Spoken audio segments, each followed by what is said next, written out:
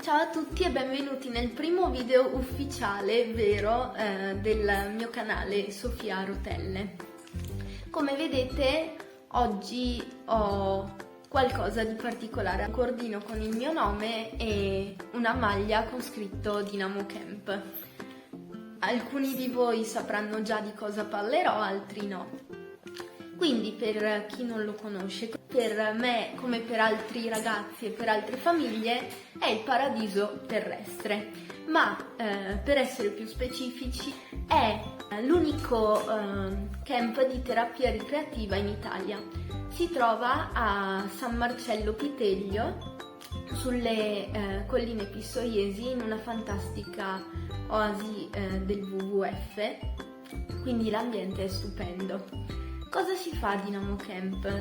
La struttura ospita bambini e ragazzi con malattie gravi o croniche per un soggiorno durante il quale possono fare attività sportive come arrampicata, tiro con l'arco, equitazione e nuoto, ma anche attività ricreative come circo, teatro, laboratorio di danza e laboratorio di studios, ossia realizzazione di piccoli cortometraggi.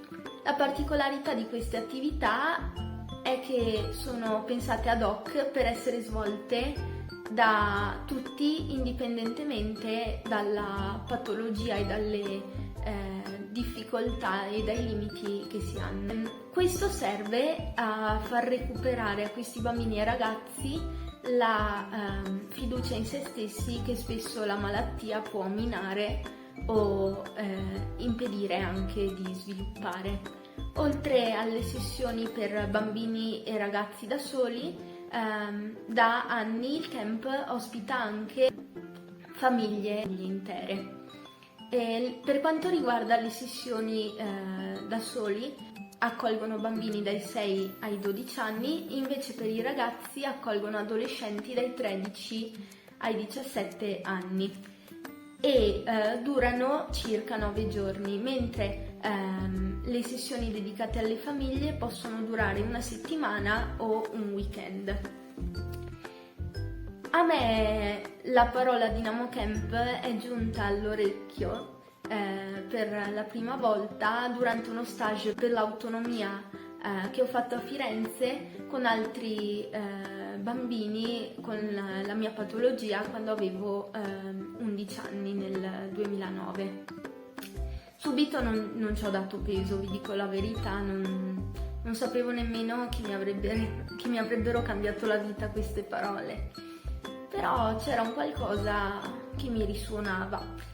Il caso ha voluto che nel maggio 2010 sia stata dedicata una sessione alle famiglie nei quali c'erano bambini e ragazzi con la mia patologia, quindi la spina bifida, al quale ho partecipato con i miei genitori, mio fratello e molti miei amici dello stage sull'autonomia che avevo fatto con le loro famiglie. Allora, vi dico solo che io che nella vita non cammino, non mi reggo in piedi se non con un tutore, mi sono ritrovata a fare arrampicata a 8 metri d'altezza sostenuta da un volontario. Ho fatto equitazione all'Amazzone, quindi con le gambe tutte e due da una parte in un bellissimo prato che c'è al camp e tante altre esperienze che insomma la mia mente di bambina non poteva concepire, perché ero un po' vittima diciamo dei pregiudizi per i quali noi che abbiamo una patologia che comporta delle menomazioni non possiamo fare certe cose, possiamo farne altre. Lì ho potuto fare tutto e questo poter fare tutto io lo volevo assolutamente rivivere. Quindi cos'è successo? Questo weekend è stato a maggio del 2010, come forse vi ho detto prima, Appena tornati a casa io ho detto ai miei genitori: io ci devo tornare in quel posto. E voi calcolate che un po' per carattere, un po' anche per il fatto che con le esigenze che avevo da piccola vivevo un po' in simbiosi con i miei genitori, soprattutto con mia mamma, prima di allora non avrei mai detto parto e vado in vacanza da sola. Infatti quando ho detto loro che volevo partire per una sessione da sola al camp, pensavano che stessi delirando. Invece ad agosto del 2010, quando avevo 12 anni appunto, ho fatto la mia prima esperienza da sola, conoscendo delle compagne stupende, altri amici meravigliosi, staff e volontari splendidi, e rifacendo quelle bellissime esperienze che avevo fatto già durante il weekend. L'unica particolarità è stata che sono arrivata con qualche giorno di ritardo al camp per alcuni problemi di salute, ma questo non mi ha impedito di vivermi al meglio la vacanza. Allora, diciamo che l'impatto in sé è stato molto positivo e anche un po' forte, perché comunque un po' la lontananza da casa, un po' lo scontrarmi magari con situazioni di altri bambini che soffrivano un po' più di me, mi ha un po' segnata, non ve lo nego. E quindi diciamo che di fianco all'immensa gioia di aver vissuto questa prima esperienza, ho dovuto un po' riprendermi a livello psicologico, sebbene non mi sia assolutamente mancato niente durante quell'esperienza. Però io sentivo che non dovevo farmi frenare dalle paure che avevo, perché io sentivo che era un posto dove dovevo stare.